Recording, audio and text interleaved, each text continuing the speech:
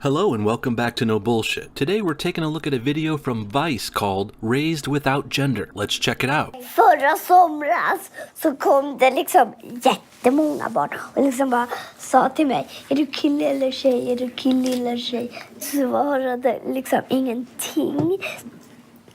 Sen så svarade jag. Yeah, that's not confusing. Hey kid, are you a boy or a girl? No, I'm both. Wait, I'm neither. No, wait again. I'm a puppy dog. Wait, no, I'm Spider-Man. By the way, this kid looks like a girl to me, but I have a strong feeling he's not. More like raised without rational parents. There, I fixed that for you. Sweden is the most forward-thinking country in the world when it comes to questioning gender.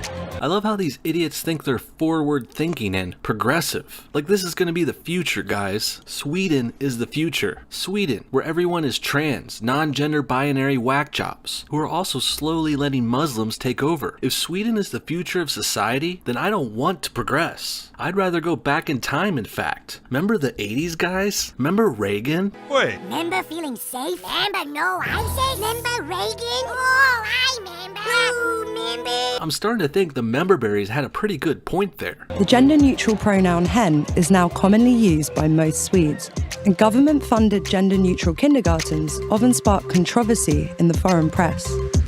With recent victories for the trans rights movement, and more young people defining something other than male and female than ever before. Yeah, well, Sweden is getting pushback on this because it's pretty fucked up. You're brainwashing children into being liberal, gender-binary weirdos. There's no getting around that. The only reason kids grow up like this is because their parents and school make them that way. I'm curious to find out what it's like to grow up without the gender binary.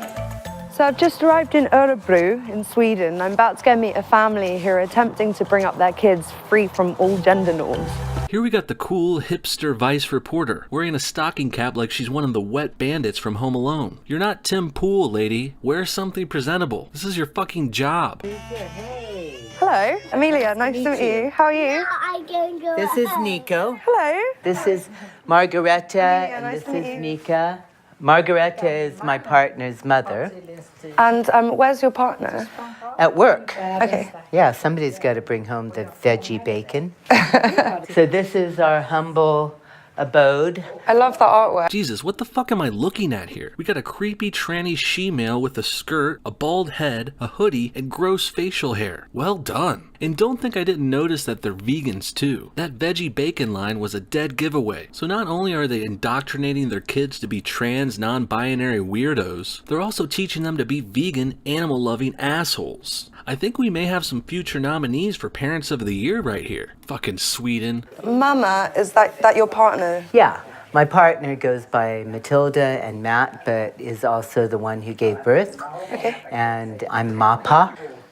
It's just what felt right to me because I'm intersex. I was born with characteristics of both male and female. Looks like a female to me, but you go ahead and do you, you creeper. Put on all the fake facial hair and eyeliner you want. All I ask is that you at least try and raise your kids normal. They don't deserve to be brought up non-binary and confused like you did. I mean, what are the odds that two trans women, people, or hens, or whatever you want to be called, I'll go with hen since that's what they were saying they use in Sweden. When in Rome, right? So what do you guys think the odds are that these two hens would also have two tranny non-binary kids? I'll give you a hint. It's very fucking low. Like less than 1% odds that would happen. I mean, less than 1% of the population is transgender, so the odds that one of those trans people actually has a kid who is inherently trans too is next to none. But nowadays that percentage is going up because crazy parents like this are raising their kids without genders and shit. So it's not happening because it's in their nature. It's happening because kids of liberal psychos like this are brainwashing their children, and it's kind of hip to be trans now. Even though my body didn't develop along more masculine lines until puberty. And so, yeah, my partner is not trans, strictly trans, but we share the same values, that gendering is harmful. Gendering is harmful now? What? I don't see how looking at a newborn baby's privates and identifying whether they're male or female is harmful. That's just calling a spade, lady, or manly, or hen, or whatever. Dell is an American photographer who moved to Sweden for love.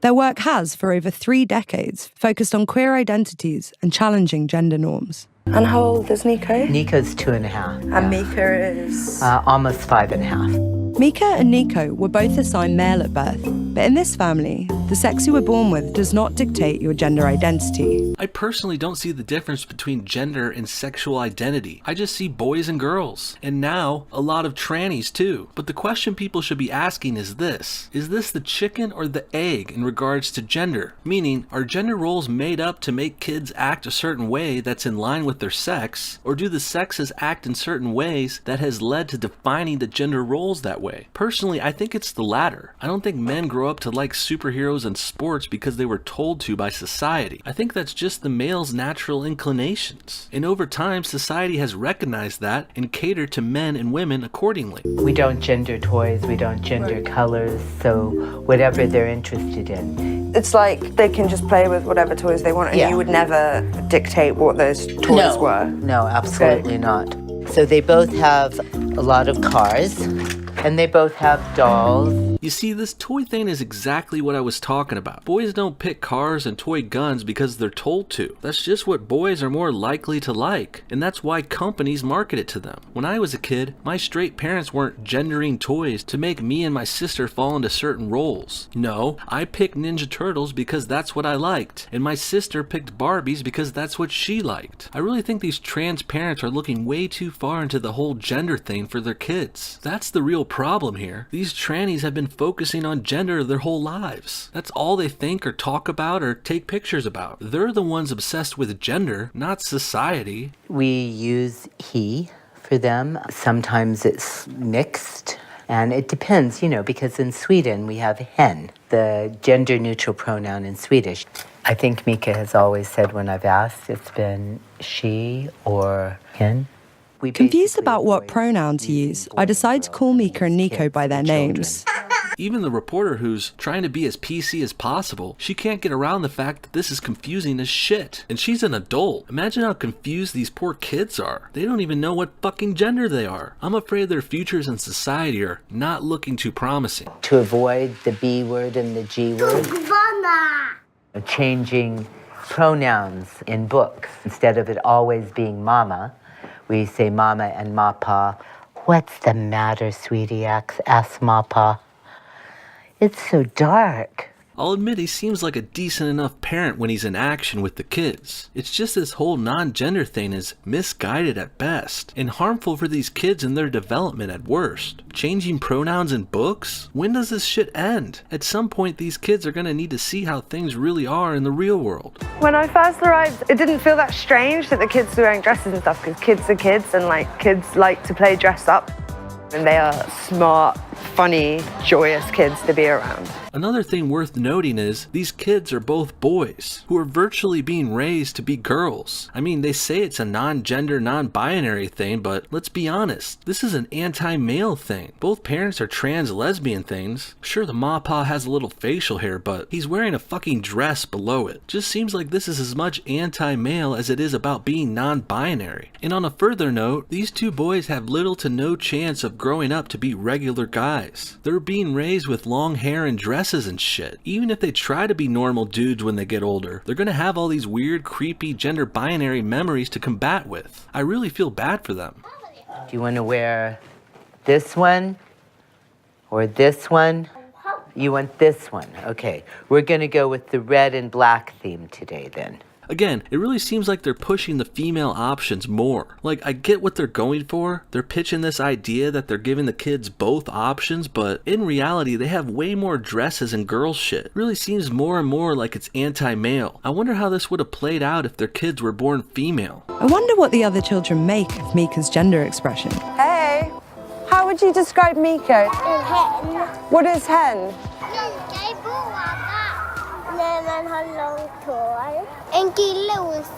Well, good thing these hens are in Sweden with loads of other horrible parents raising genderless kids. Because if these kids went to an American school all dressed like that, they would get laughed out of the playground. I feel bad, but it's true. And you know what? I'm not for bullying, but sometimes kids need a good kick in the ass. Helps them see how the world really is. And those transgender parents can't coddle them forever.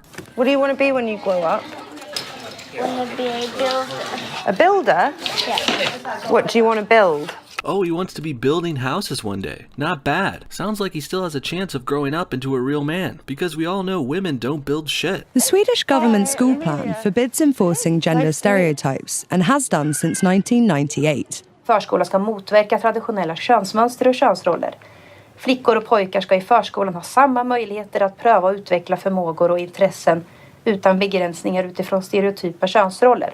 Så där står det klart och tydligt att vi måste arbeta. This just all sounds so wrong and misguided to me. Damn, schools in Sweden are fucked. They're like trying to be anti-gender just cause they want a virtue signal. Like they're saving the world by calling kids hens instead of he and she. Fucking ridiculous. All you're doing is confusing kids and raising your men to be pussified, gender-fluid betas. If anybody's thinking about invading or taking over Sweden, the next few years would be the perfect time. Oh wait, Muslims have already been invading and setting up their own Sharia-run neighborhoods for years. Well, now I can see why they started in a country like Sweden. They're pushovers who have neutered all their men. And what does this say? Det här är supermjuka hjältar. Vad säger jag? Ja, men superhjältar, de kan vara som vanliga människor. Spider-Man måste också gå på toaletten.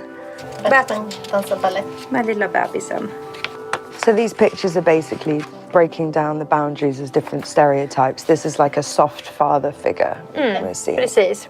Okay, that's it. I'm calling it. This non-binary gender fluid shit is just a ruse. What we're really dealing with here is anti-male propaganda. All these pictures are doing is feminizing men. The girls generally look the same and are complimented even, but men and masculine things are shunned. It's a fucking red herring, guys. Non-binary is really just anti-male, just like how diversity is really anti-white. It's the same kind of bullshit liberal tactic on another front. More often, pink is for girls and blue is for boys. When we call a boy cool and strong, and to girls we more often say that they should be helpful, nice, cute, and we have different expectations. Well, first of all, I don't agree with your split of boys and girls there, but it is interesting to see how you see it. This lady is the founder of these bullshit non-gender schools because she was upset that boys are thought of as cool and strong, forgetting the fact that boys are in fact stronger than girls, but the cool part is very telling. She sees boys as cool and girls as helpful servant types. We take away this border and we don't separate it in boyish and girlish. We give the whole life spectra to everyone. So we are not limiting, we are just adding. We are not changing the children, we are changing our own thoughts. So this whole thing of breaking down the genders is again to knock boys down a peg, and in turn propping up the girls more and more, pretty much proving my theory that this is all an elaborate anti-male movement disguised as a gender fluid one. In the end, this is just weird, misguided parents projecting their confusion about gender onto their kids. They're not the worst parents in the world, but they're certainly not doing their kids any favors. It's also pretty apparent that overall, this is a sort of anti-male movement in Sweden. Male attributes are shunned and often passed over to girls. Masculinity is toxic while femininity is championed. It really is sad to see Sweden go further and further down this rabbit hole of progressivism. They're the embodiment of the regressive left in Europe, and that's why they're falling apart. The Muslim invasion appears to only be the tip of the iceberg for Sweden's problems. In another 10 years, the country will be more than half Muslim, and the other half are going to be these pussified, genderless freak shows who don't look like they can win a fight to save their lives. And you better believe the Muslims can fight. They're not going to buy into this gender binary make all men betas crap. Their men are manly and they're fighters. I'll give them that. I just wish more Westerners would stand up and not be afraid to be men too. What do you guys think? Is raising kids without gender appropriate? Is this gender fluid crap just a ruse to emasculate men? What does the future hold for Swedenistan? Comment below, and thanks for watching No Bullshit. See y'all next time. And don't forget, this show is funded and supported by viewers like you. Like, comment, and subscribe for new videos every week. Hit that bell button below to get email notifications of our new uploads. We also have merchandise such as shirts, sweaters, stickers, and coffee mugs in our Teespring store. Join our Patreon to support monthly for as low as $1. You can get bonus videos and all kinds of cool stuff. There's also Amazon affiliate links and all of our other links in the description below. Thanks again for watching and supporting.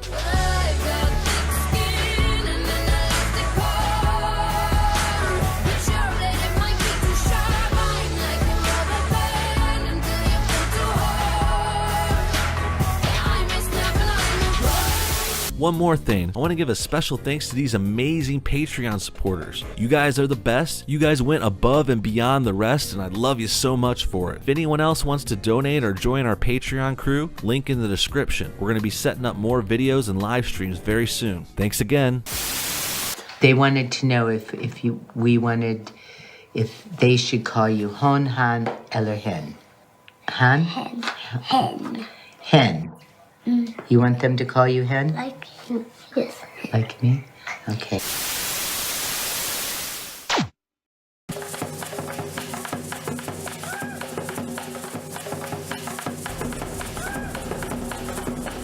Hey, I'm Ryan Duffy, and we're here in New York City.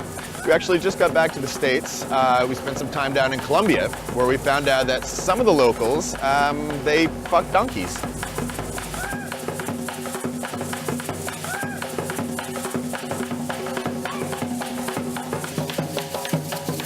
We're on the Caribbean here in Cartagena, Colombia.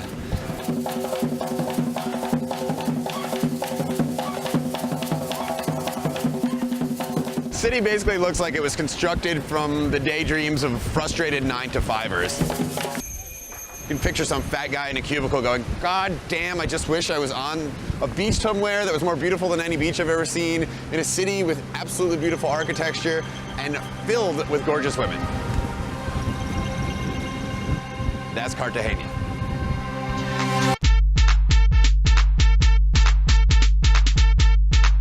Some of our friends had been telling us that on the northern coast of Colombia, people fuck donkeys. Foolishly, we basically said, we'll believe that when we see it. So we flew down to Cartagena and figured we'd do some investigating of our own.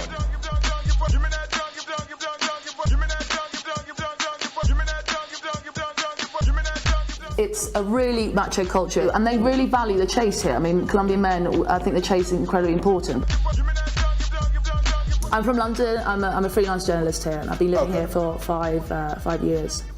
And I'm married to a Colombian. Colombian men think they're the best lovers in the world because they've never had anyone to tell them otherwise. People used to talk, and they used to say, oh, the costeños are, you know, all they do is party, they drink, and the joke was they fuck donkeys. No one actually said I'd done it. They'd always said, oh no, my friends had done it, and it's quite common that, you know, if you live on a farm, you'll see people with their own special donkey, and yes, it's something that you do, it's totally cultural, and it's normal. It's just a different way of seeing sex. Yeah. It's just a different way of looking at it. Right. Yeah. Bueno, no es un mito, es una realidad. La mayoría de los hombres de la zona norte de Colombia usualmente tienen su primera relación sexual con una burra. Los hombres primero prefieren experimentar en una burra que en una mujer. No sé qué placer encontrarán en ello, pero bueno, esa es su decisión, ¿no? A los 14 años tuve yo la primera relación con la burra, claro. En el desarrollo,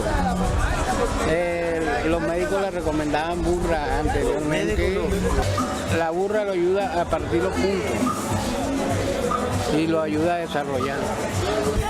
Semanalmente, todos los domingos nos íbamos para la ciénaga y allá en el monte cogíamos las burras.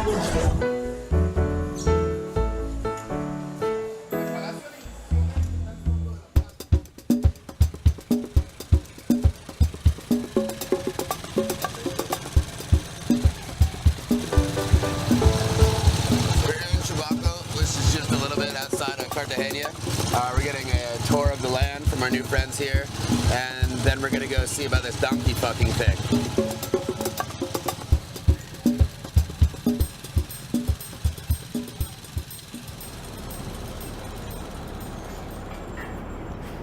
So when we got back from Colombia, we were so freaked out, so totally confused by what we'd seen and what you're about to see, that we felt like we really had to go see a sex therapist, if only so we didn't spend the next 2 weeks of our lives crying in the fetal position. So we're here in the offices of Dr. Hani Miletsky. She's the author of this book, which is Understanding Bestiality and Zoophilia. Could you kind of break down what's bestiality, what's zoophilia, what are the differences in terms? There's really very different things, those two. Bestiality is sex with animals. That's sort of the act. And zoophilia is more about feelings, about attraction. When somebody is a zoophile, it's sort of like a sexual orientation in a way. While bestiality is sort of like using the animal as a form of masturbation. Bestiality has been going on throughout history in every culture, basically. In my book, I even mentioned an agricultural society in northern Colombia called Cagaba. And in that society, it is an ancient pre-Columbian belief. Adolescent males will not achieve competence in marriage unless they practice intercourse with donkeys.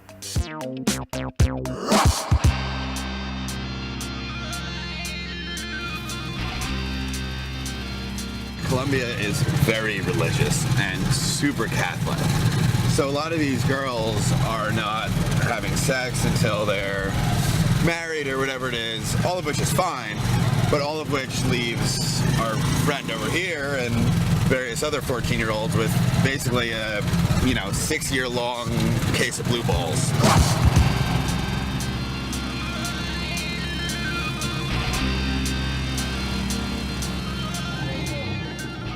Yo 14. 17. Primera vez fue por allá por la mina, por allá. A los cuántos años fue a los 11.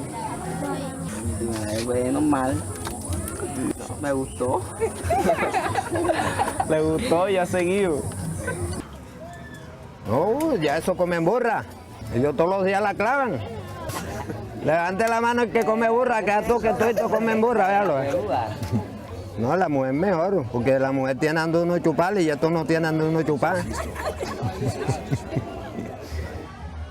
No, mientras que no tengan mujer, sí pueden buscar su burrita, pero mientras que ya la tengan, no pueden buscar burra. Quizás también, porque todos los peladitos así ya buscan burras por ahí. Eso es normal. What's with the whole initiation thing anyway? Like, you're not going to find that in the States, right? You get initiated together. 13-year-old boys and girls in rec rooms groping each other, and it's awkward and terrible, but, they're of the same species. Yes. So what's keeping that from happening here? They come to a certain age, they're 12, 13, 14, and if they hadn't had a sexual experience, they hadn't had sex, then they're not a man. I mean, they just can't go around saying that they're a virgin. So in junior high, a lot of credibility is based on how many people you've made out with, and all that stuff. So we're trying to sort out here which one of these two little guys, both of them are 14, have fucked more donkeys.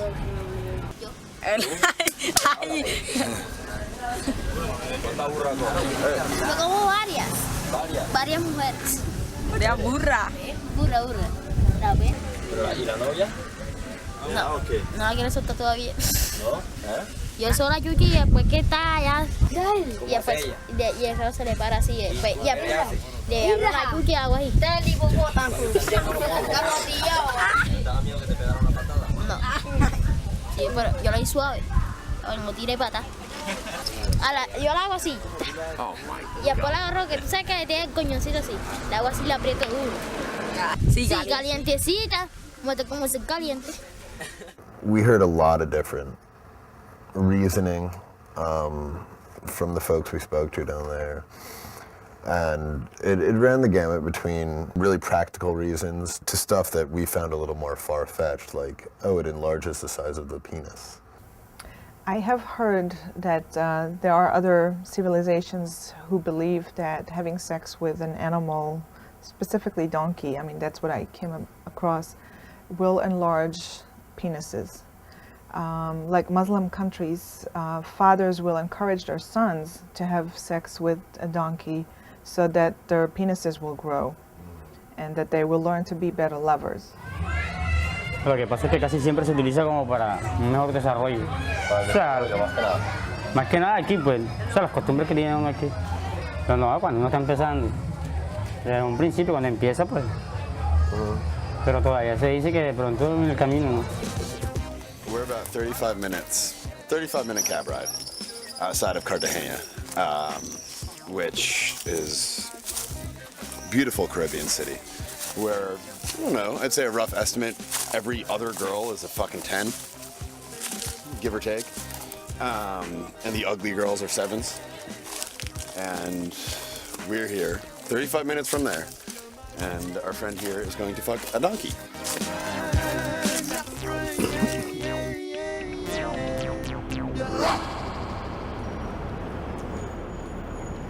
So after talking to all these folks in Trabaco, hearing all their stories, pretty much thought that we'd heard and seen it all. Little did we know that our cab driver was so happy to help and eager to kind of share this part of the culture with us that we were about to see a whole lot more.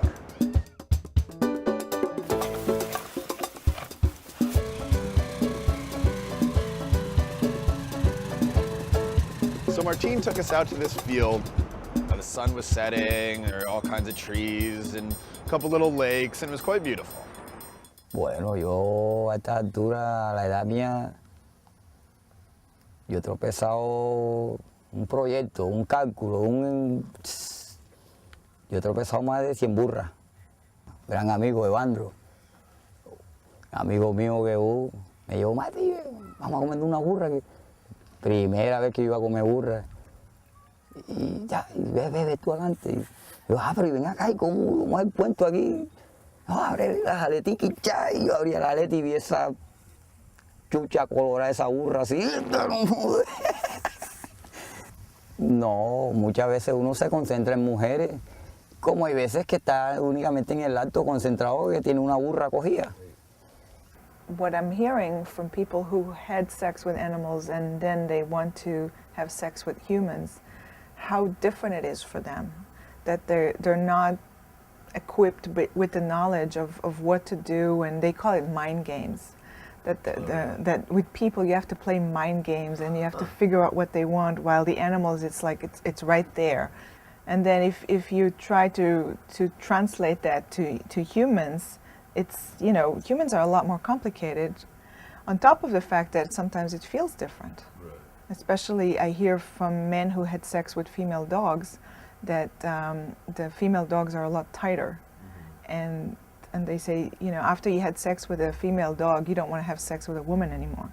Pero de todas maneras, yo la otra vez no digo, después que la mujer me pilló, como a los 3 meses otra vez venía de donde el suegro, una finca que cuidaba, y de ahí una burrita, vea, preñadita, pero limpiecita así, unas gonas así, y provocó y venía una bicicleta, paré, orillé mi bicicleta, échele para la matorra. And even when it comes to zoophilia, I mean, like sexual orientation, there's different degrees. You know, somebody may be completely straight and somebody may be completely gay, but there's all these different shades in the middle. And I think Martin is somewhere in the middle, because he has a wife, and I'm assuming he has sex with her, but because he was talking about fantasizing about women, I would assume that he's not completely zoo. He's somewhere in between. Sí, muchas veces, porque burras callejeras por ahí que uno encuentra por ahí, se la come el uno, el otro. Yo varias veces las he clavado a alto arrechera, en el momento no hay cordón ni nada.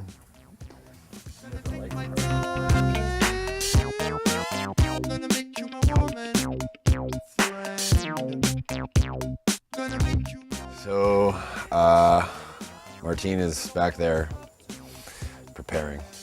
He's getting himself aroused and preparing to fuck the donkey. So he's gonna give us a shout when he's ready to mount. There's nothing good. It's walking behind a tree to find a oh no! Oh no! It's like the surprise you knew was coming and you didn't want to be there.